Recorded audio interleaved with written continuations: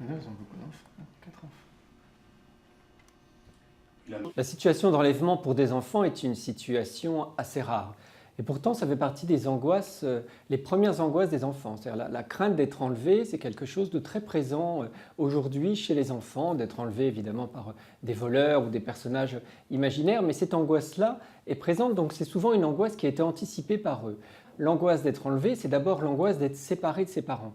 Donc là, dans cette situation-là, les enfants sont enlevés, mais sont enlevés avec leurs parents.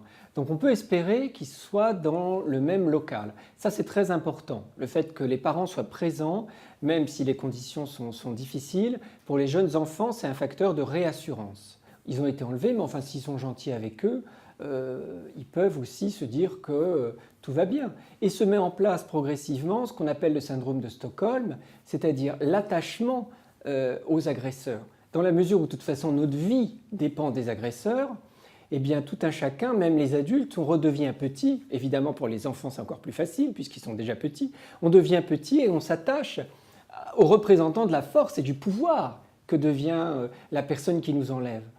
On peut aussi essayer d'avoir une vision un peu positive et se dire que malgré ces mises en scène, malgré cet enlèvement atroce, ces conditions, il est possible qu'au quotidien, on ne se montre pas désagréable avec les enfants.